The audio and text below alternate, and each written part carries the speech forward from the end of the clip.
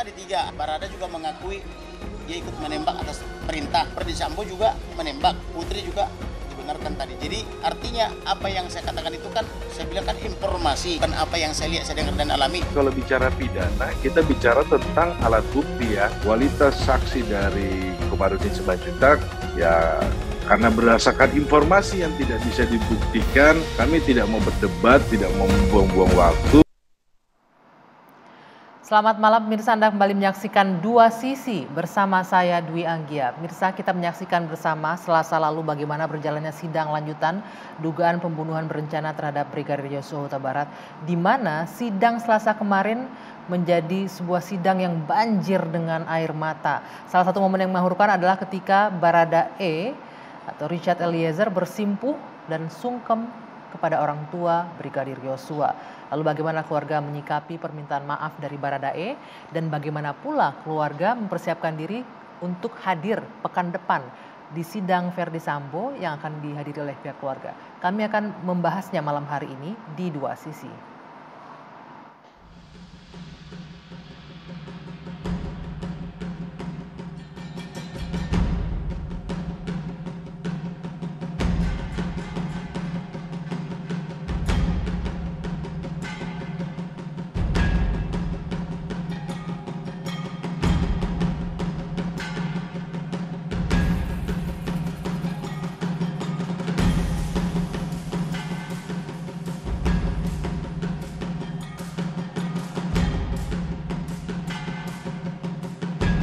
Seluruh dalil eksepsi atau nota keberatan penasihat hukum terdakwa Ferdi Sambo SIKMH. 2. Menerima surat dakwaan penuntut umum nomor register perkara nomor PDM 242 Jakarta Selatan /10/2022 tanggal 5 Oktober 2022 karena telah memenuhi unsur formil dan material.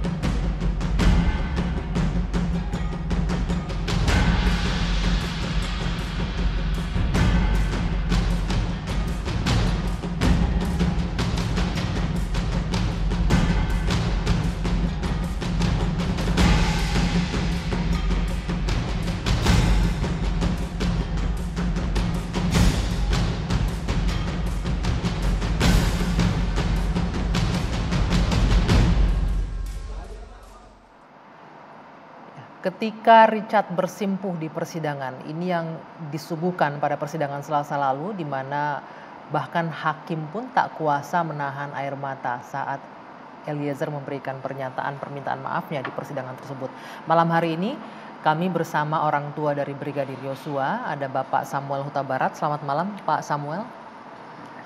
Selamat malam. Ya, apa kabar Bapak? Sehat. Sehat ya Pak ya. Dan di ujung sana ada Ibu Rohani Simanjuntak, tante dari Brigadir Yosua almarhum. Selamat malam. Selamat malam. Bu Rohani ya. Ya. Dan di sebelah kanan saya ada pengacara dari Baradae, Roni Talapesi. Selamat malam Bung Roni. Selamat malam Mbak Anggi. Ya. Di ujung sana ada Prof. Suparji Ahmad, pakar hukum pidana. Selamat malam Prof. Malam Mbak. Baik. Semuanya sehat ya Bapak-bapak dan Ibu-ibu ya. Saya mau ke Pak Samuel. Pak Samuel, sebelumnya kami mengucapkan terima kasih karena sudah menyempatkan hadir. Kami tahu Anda pasti mengikuti persidangan dengan jadwal yang sangat padat ya Pak ya. Sudah beberapa kali mengikuti persidangan. Kemarin Selasa itu kalau kami menyaksikan di layar kaca bagaimana sidang berjalan dengan sangat emosional ya Pak ya. Ketika tersangka pelaku penembakan terhadap anak Anda bersimpuh di kaki Anda. Bagaimana Bapak menghadapi situasi saat itu ketika di persidangan? Apa yang ada dalam benak Bapak? Apa yang Anda rasakan ketika Baradae meminta maaf kepada Anda? Yang kami rasakan pada saat persidangan hari Selasa yang lalu, memang pada saat itu ya Baradae dia bersimpuh kepada kami selaku ayah ataupun dan ibunya Yosua almarhum, mengakui semua kesalahannya. Dia sangat mengakui dan bersimpuh kepada kami. Jadi saya selaku ayah dari almarhum mengingat suatu ajaran di kepercayaan saya selaku saya umat Nasrani, itu sangat diajarkan bagi kami bahwa seseorang kalau sudah bersimpuh ataupun sudah mengakui kesalahannya, kita mengampuninya. Dan di doa kami yang diajarkan Yesus Kristus pun, ampunilah saya Tuhan, seperti saya mengampuni orang yang bersalah kepada saya. Artinya di situ, kalau kita tidak mengampuni orang yang bersalah kepada kita, bagaimana Tuhan mau mengampuni kita? Itu jadi pedoman bagi saya. Makanya saya lihat pada waktu itu memang sebelumnya pun si Baradae ini dari awal mulai jadi kejadian ini sudah pernah itu pamannya menelpon saya. Menghubungi langsung menghubungi ya? langsung Oke. secara video call. Apa yang disampaikan Pak Samuel? Itu secara langsung dari Manado kalau nggak salah.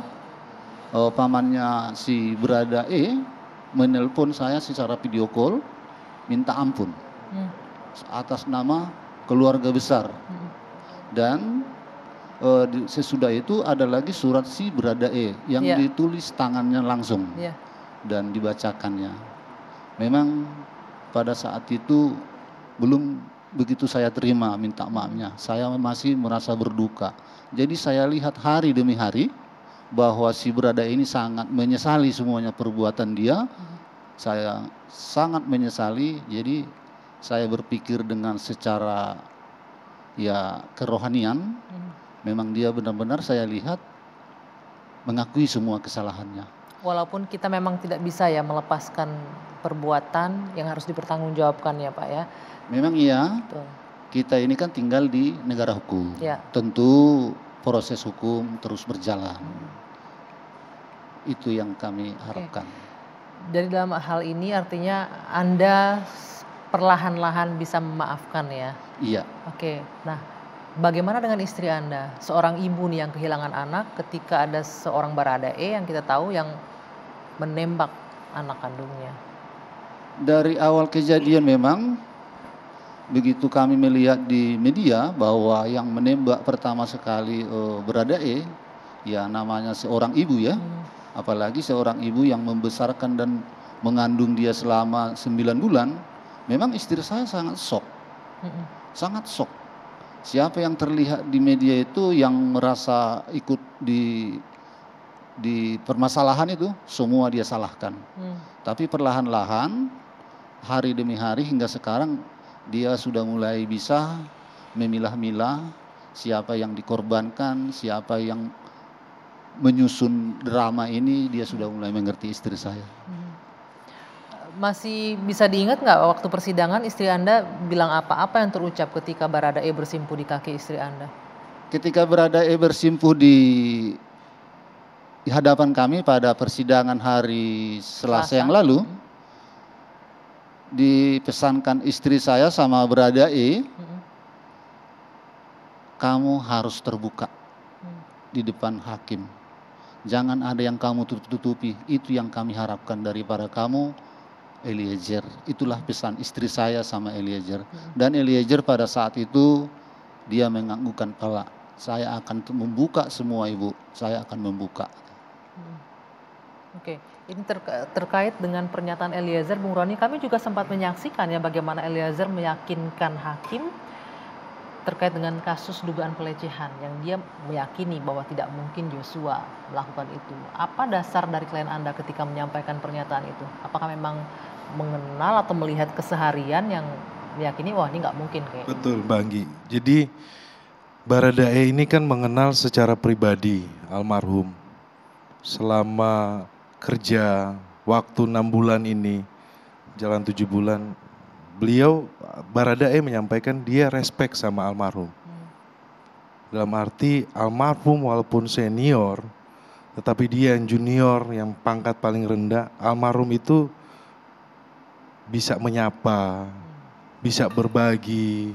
Kemudian dalam arti almarhum Baradae sampaikan bahwa almarhum suka bercandain Richard. Nah hal-hal itu yang beliau mengalami langsung, Baradae mengalami langsung sehingga ketika keluarga dari almarhum Joshua kemarin di persidangan menyampaikan semuanya, dan itu Richard menyampaikan secara tulus, itu menyampaikan secara langsung, secara tulus ya. Setelah persidangan baru saya tanya kan. Nah, dalam posisi ini memang Baradae ini atau Richard Eliezer perlu kita ketahui kan pangkat paling rendah. Kemudian menghadapi jenderal dengan relasi kuasa.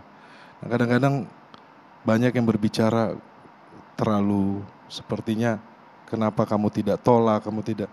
Nah, tetapi kalau dalam situasi itu memang situasi yang tidak gampang Bang, sulit ya. Oke. Baik, nanti coba kita akan mendengarkan ya apa yang dinyatakan oleh Baradae ketika di persidangan terkait dengan dia tidak meyakini Joshua melakukan tindakan pelecehan. Usai jeda, kami akan lanjutkan sesaat lagi di Dua Sisi.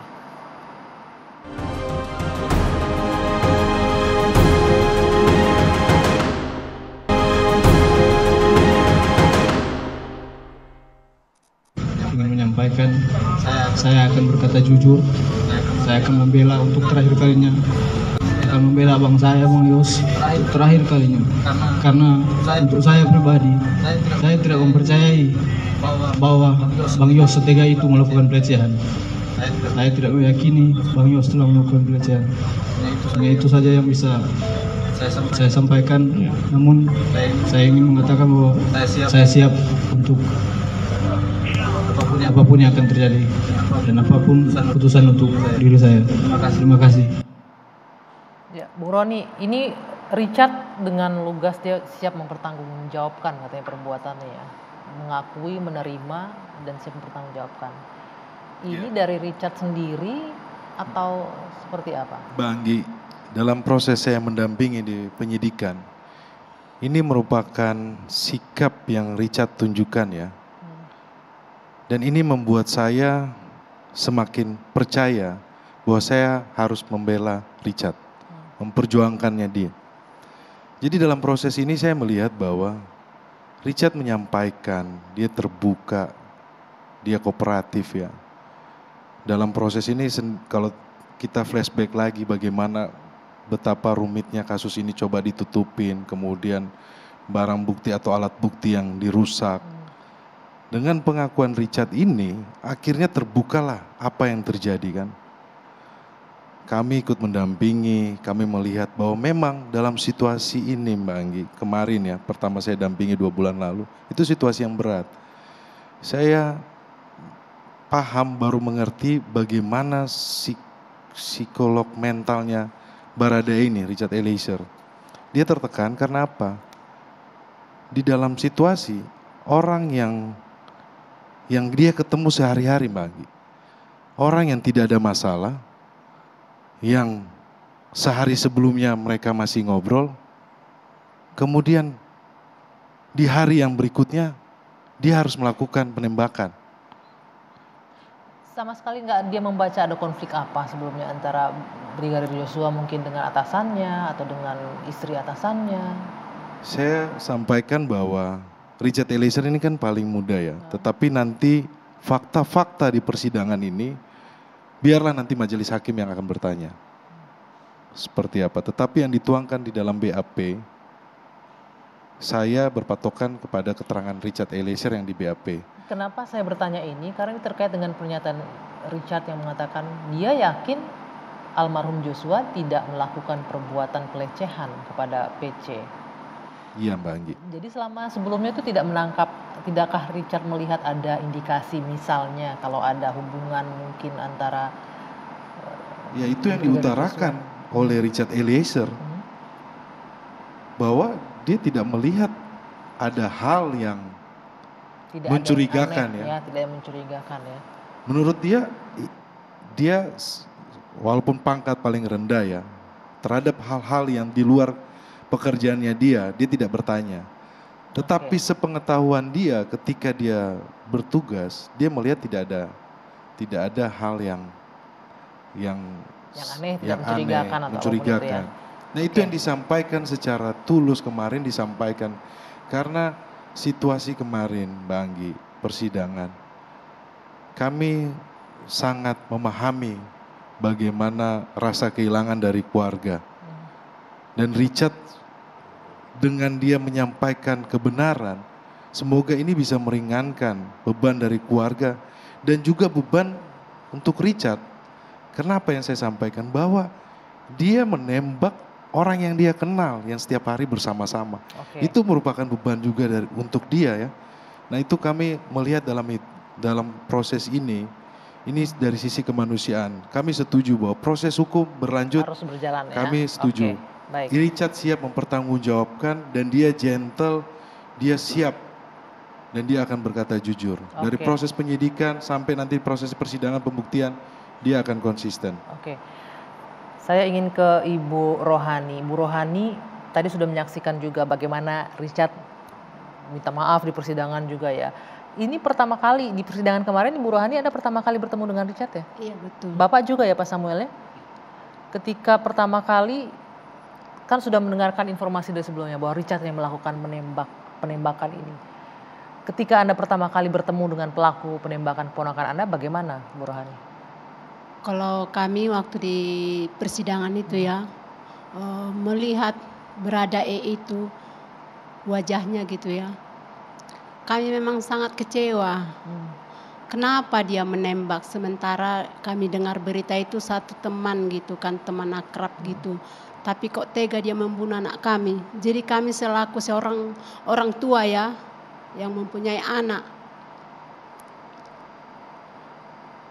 kok tega-teganya dia membunuh itu aja. Cuman kalau bagi kami dia meminta maaf kemarin, kami memaafkan.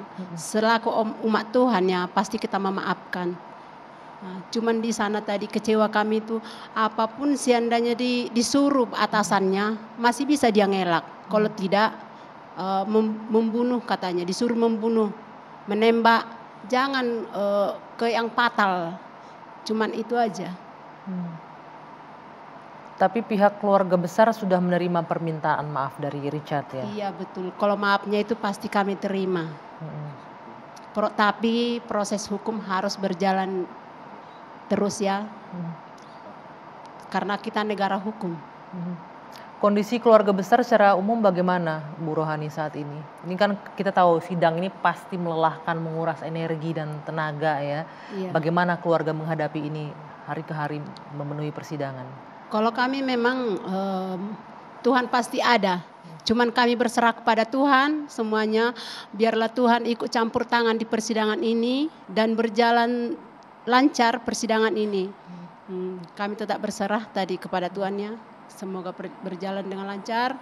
Terus kalau masalah keluarga kami, pasti kami lelah. Tapi demi untuk menuntut keadilan dan kebenaran kami tetap berjuang sampai kemanapun kami siap.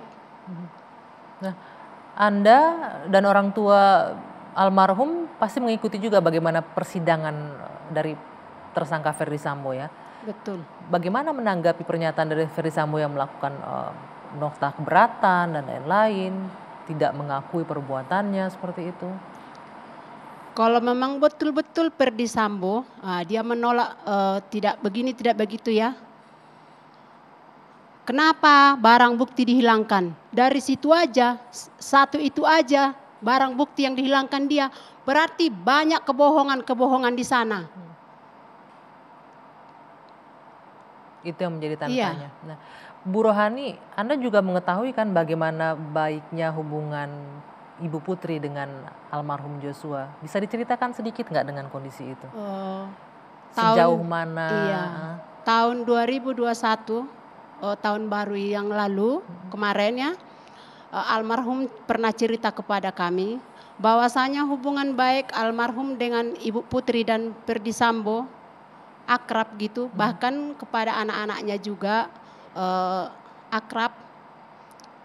Kemana Ibu Putri dan anak-anaknya selalu ya berdampingan gitu. Jadi kalau kami menilai dari hubungan mereka di dalam rumah Pak Ferdy Sambo, atasan dengan bawahan yang begitu akrab, kami tidak menduga perbuatan Ferdy Sambo kepada anak kami yang diperlakukan membunuh secara sadis.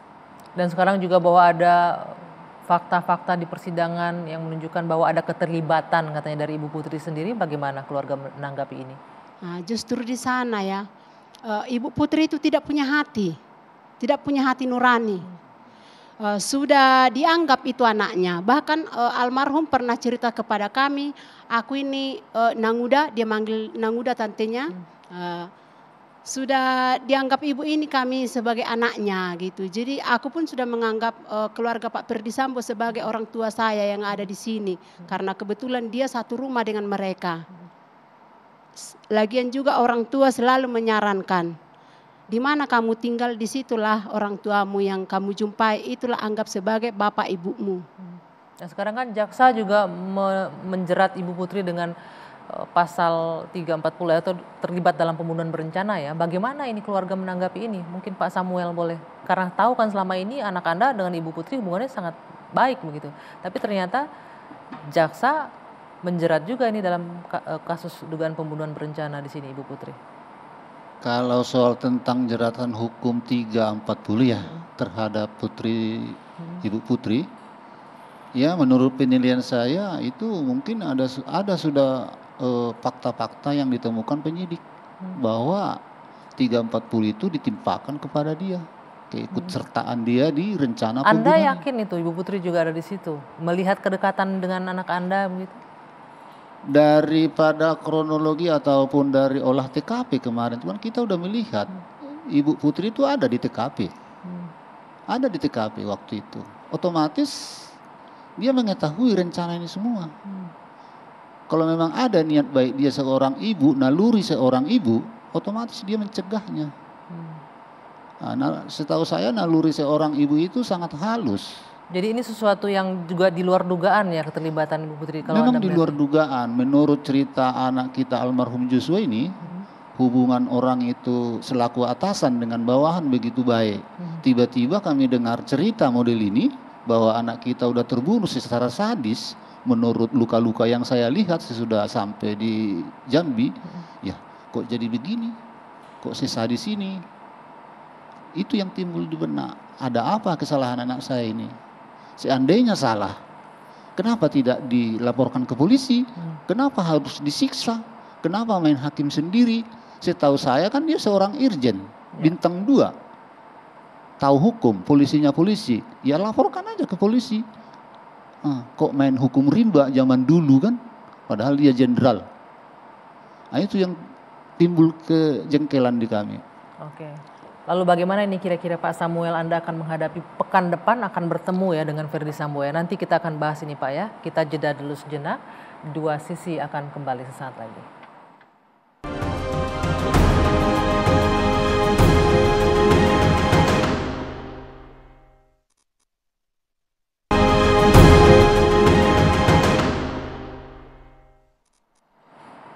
Baik, saya akan lanjutkan kembali perbincangan di Dua Sisi. Saya ingin ke Prof dulu, Prof Suparji. Ini kalau kita melihat persidangan yang sudah berjalan dari sidang pertama, kemudian ada nota keberatan dan juga kemarin sidang yang banjir air mata tadi kita saksikan bersama-sama ya. Kemudian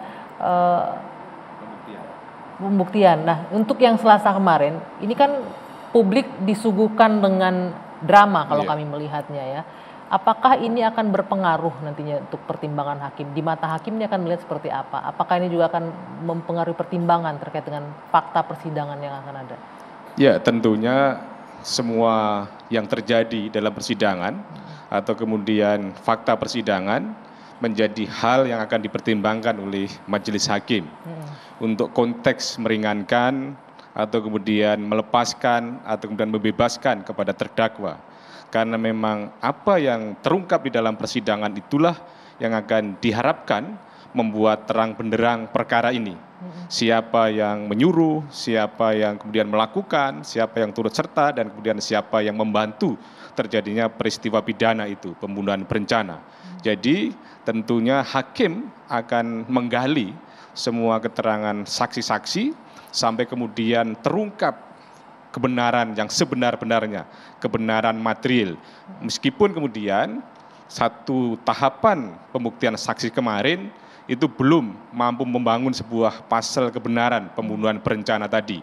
Tetapi sudah membuka tabir bahwa memang pembunuhan berencana itu terjadi mengingat adanya proses penghilangan barang bukti, di mana keluarga terdekat dari korban itu diberikan batasan akses untuk melihat kondisi korban. Itu sudah mengindikasikan, sudah menunjukkan, sudah menandai pada proses perencanaan pembunuhan tadi itu. Meskipun itu adalah pada kurun waktu setelah terjadinya pembunuhan berencana. Mungkin saja pihak keluarga korban tidak tahu secara langsung apa yang terjadi pada saat dipersiapkan pembunuhan atau pada saat terjadinya pembunuhan. Tetapi setelah peristiwa pembunuhan tadi itu mengetahui, dan itu juga bisa menjadikan kualifikasi mengukur terjadinya pembunuhan berencana tadi atau persiapan-persiapannya, termasuk kemudian menghilangkan barang bukti tadi itu.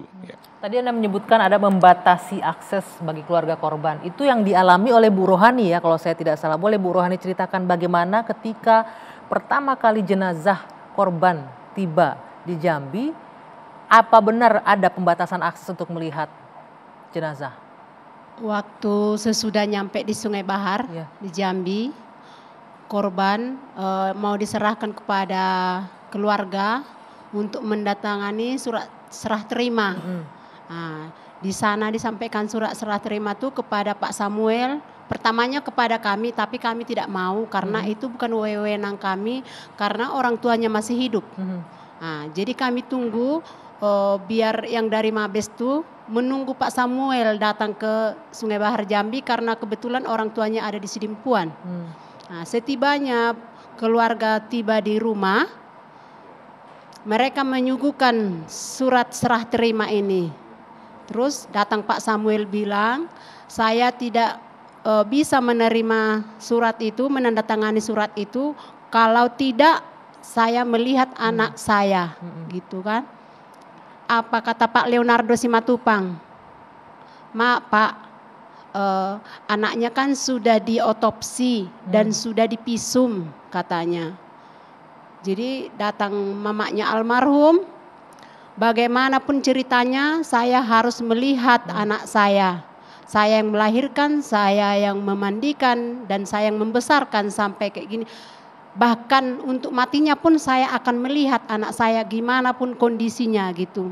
Tapi Pak Leonardo berusaha melarang jenazah tadi untuk dibuka. Kemudian itu sempat berapa lama tidak diperbolehkan melihat waktu sekitar kalau kurang lebih setengah jam ada berdebat gitu kan, tidak diperbolehkan. Akhirnya Pak Leonardo mengajak Pak Samuel Huta Barat ke belakang untuk berunding. Biar jenazah bisa dibuka. Masih ingat Pak Samuel apa yang dirundingkan waktu itu? Yang dirundingkan bersama Pak Leonardo itu apa sampai akhirnya bisa boleh dibuka itu jenazah?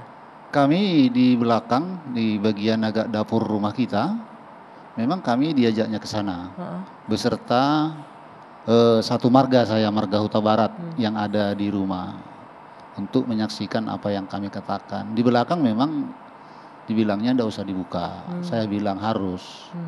Dengan sendirinya Pak Leonardo ini ya mungkin berubah pikiran, membolehkan dibuka. Dengan catatan, dibuka tidak boleh, semua itu tutup peti jenazah dibuka, hanya sebatas dada. Itu yang dibolehkan.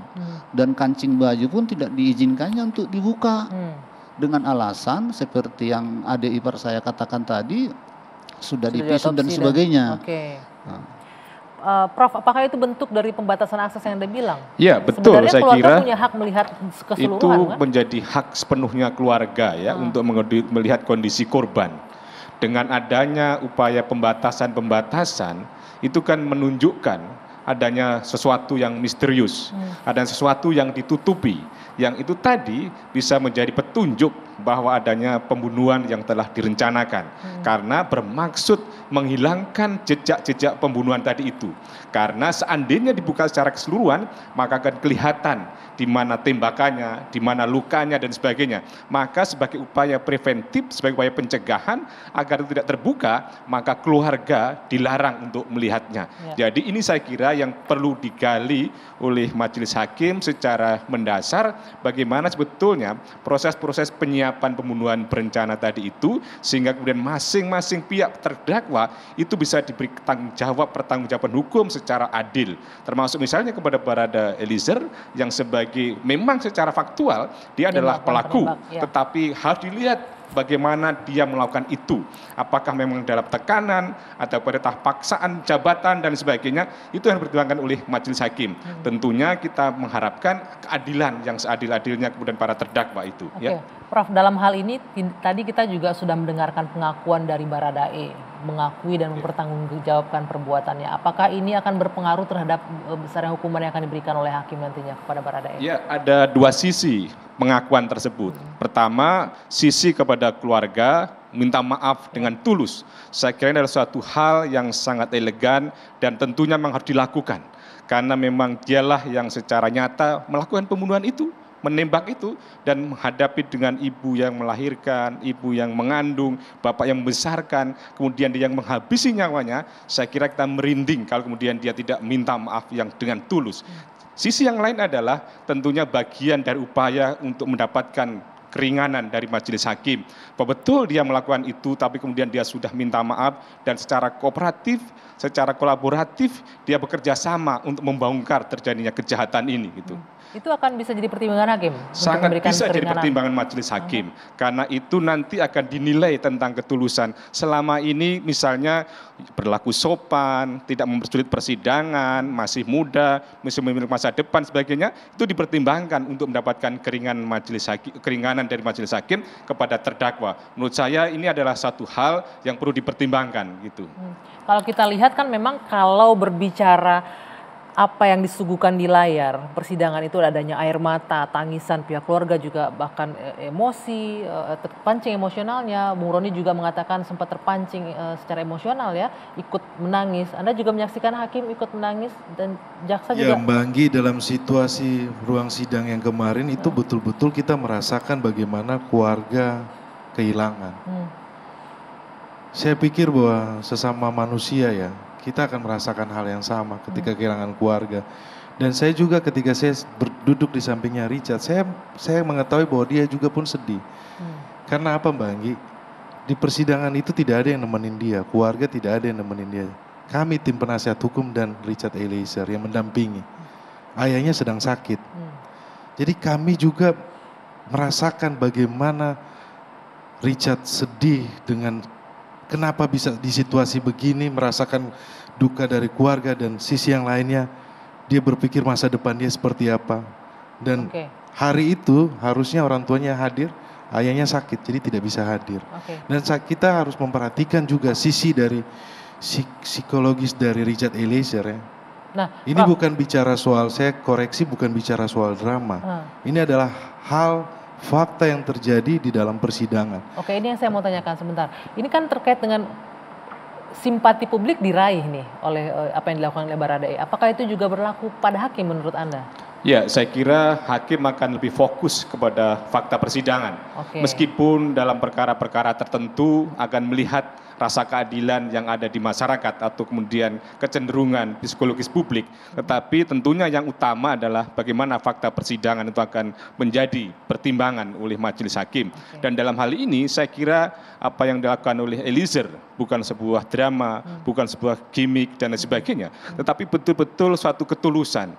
Pasti adalah sebuah kesadaran dari hati nurani yang paling dalam atas sebuah pengakuan itu. Juga ketulusan itu akan jadi pertimbangan hakim juga menurut Anda? Tentunya hakim akan melihat tentang itu bahwa bagaimana kemudian kesulitan hakim untuk menggali sebuah fakta, tapi kemudian terbantu oleh fakta adanya pengakuan, maka tentunya hakim akan mempertimbangkan atas bantuan tersebut. Hakim akan melihat dan mempertimbangkan itu ketimbang dengan pelaku lain yang tidak mengakui perbuatannya, begitu? Ya tentunya betul bahwa kalau kemudian orang memang sudah nyata-nyata melakukan itu, tapi kemudian dia mengingkari, kemudian dia berbohong, maka hakim tentunya akan memberikan penilaian yang lebih berat kepada yang bersangkutan. Tentunya hakim akan menilai tidak sekedar pengakuan yang bersangkutan, tetapi dengan alat bukti yang lain. Karena sebetulnya hakim yang akan dinilai bukan pernyataan, tetapi adalah kenyataan. Bagaimana para saksi, para alat bukti itu menghadirkan kenyataan, bukan sekedar pernyataan, dan itulah yang kemudian menjadi sebuah kebenaran. Baik, Prof, nanti tahan dulu, kita akan lanjutkan kembali perbincangan ini. Ada juga yang menjadi pertanyaan dari publik, yaitu bagaimana persidangan ini berlangsung dengan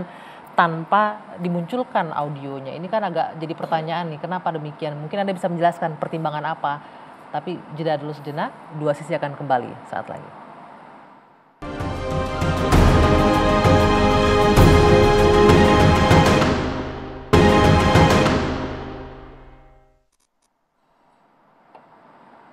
Prof, melanjutkan pertanyaan saya tadi, ini kan persidangan berlangsung sebenarnya secara terbuka, tapi ada beberapa bagian yang ditayangkan tanpa adanya audio atau suaranya. Apakah ini lazim dilakukan dan apa sih tujuannya dilakukan seperti ini? Ya, ada dua sisi yang bisa jadi pertimbangan majelis hakim untuk kemudian memodifikasi persidangan secara hibrid ya. Pada satu sisi bisa melihat tayangannya, tapi pada sisi yang lain tidak bisa mendengarkan suaranya. Yang pertama adalah dalam rangka memenuhi keterbukaan, bahwa sidang terbuka untuk umum, untuk menjaga akuntabilitas dalam proses persidangan, maka kemudian terbuka untuk umum dan kemudian disiarkan. Pada sisi yang lain adalah untuk menjaga originalitas saksi, agar saksi itu tidak saling terpengaruh antara satu dengan yang lainnya. Bahwa saksi tidak boleh katanya, tapi saksi adalah menyampaikan apa yang dilihat, apa yang dialami, apa yang didengar secara langsung. Dikhawatirkan ketika pada hari ini sudah didengarkan keterangannya, pada sisi hari berikutnya nanti saksi yang lain akan menyesuaikan atau Jadi akan menyuntak dan sebagainya. Konsistensi keterangan saksi. Untuk menjaga originalitas, otentivitas dari saksi tadi itu. Betul-betul apa adanya. Jangan ada apa-apanya di dalam keterangan tadi itu gitu. Prof, kalau kita lihat di kasus-kasus besar untuk sebelumnya di persidangan, hal ini kan nggak dilakukan. Misalnya kasus Jessica dan pembunuhan Mirna, kan ini tidak dilakukan, Prof. Kenapa? Ya betul, pada waktu itu meskipun juga menimbulkan polemik ya, ketika kemudian ada kritik kenapa itu disiarkan, bahwa persidangan bukan sebuah tontonan, tapi kemudian pada akhirnya ada proses yang kemudian dilaksanakan juga terbuka pada waktu itu. Ada perbedaan, kalau pada waktu itu terdakwanya kan tunggal, sementara ini terdakwanya jumlahnya cukup banyak dan konteks pembunuhan berencana adalah ada 5 terdakwa, belum obstruction of justice-nya. Jadi ini dikhawatirkan mengingatnya adalah adanya banyak terdakwa tadi itu, kalau kemudian keterangan saksi itu sudah bisa disampaikan di awal, terus kemudian diketahui oleh saksi-saksi yang lain, dikhawatirkan itu akan terpengaruh dan kehilangan netralitas, independensinya dan objektivitas dari para saksi tadi itu. Oke, jadi ini untuk menjaga originalitas dan konsistensi keterangan para saksi tadi itu. Oke, baik. Nah, saya ingin ke Pak Samuel dan Ibu Rohani. Pak Samuel, minggu depan ini kalau saya tidak salah ini jadwalnya akan menghadiri untuk sidang dari Verdi Sambo ya Pak ya. Apa nih, bagaimana keluarga mempersiapkan diri untuk bertemu ini pertama kali ya, kalau jadi Selasa depan atau Senin depan? Menurut jadwal yang saya lihat di media, Selasa minggu depan, bahwa yang pertama di persidangan itu Verdi Sambo dengan Putri. Iya, nanti kan Anda akan dipanggil sebagai saksi dalam persidangan mereka. Kira-kira apa yang dipersiapkan untuk bertemu pertama kali dengan FS dan PC setelah kasus ini terjadi? Yang pertama sekali kita persiapkan mental dan kesehatan. Itu yang pertama sekali kita persiapkan. Dan kalau Pak Hakim yang mulia nanti mengizinkan untuk kami secara langsung bertanya kepada 2 orang ini, Verdi Sambo dengan si Putri, saya sangat berterima kasih nanti. Apakah itu dimungkinkan, Prof, dalam persidangan? Bertanya langsung? Iya, dimungkinkan bahwa para saksi ya bisa dikonfrontir, kemudian juga bisa diajukan keberatan seandainya terdakwa terhadap keterangan para saksi-saksi yang lain. Saya kira adalah satu hal yang menarik ya, dan kita berharap betul ya LPSK bekerja secara komprehensif, secara profesional agar saksi-saksi nanti tidak berada dalam tekanan. tidak berada dalam ketakutan, tidak berada dalam paksaan. Karena sekali lagi dalam rangka untuk menggali fakta yang sebenarnya itu tadi. Oke. Iya. Kalau Anda Bu Rohani bagaimana nih kira-kira? Kan ini kasus sudah berjalan cukup panjang ya. Dan ini ada kemungkinan besok keluarga itu akan bertemu langsung dengan Ferdy Sambo dan Putri Candrawati. Kalau mau bertemu dengan Pak Sambo dengan Putri, saya sudah siap menghadapi dia. Dengan kuasa Tuhan, mental saya akan dikuatkan menghadapi dia. Masih ada nggak hal yang ingin Anda sampaikan kepada para tersangka ini nantinya? Ada. Apa? Biar dia bertobat ya. Apalagi kita selaku umat Kristen ya, dia harus bertobat dan berkata jujur. Jangan ada lagi dia berbuat skenario-skenario ya. Dia seorang ibu dan seorang bapak ya, apalagi dia seorang polisi. Polisinya polisi, harusnya dia benar-benar melaksanakan tugasnya itu. Tidak boleh membunuh, harus mengayomi masyarakat. Itu harapan kami. Oke, Pak Samuel terakhir ada yang ingin disampaikan mungkin?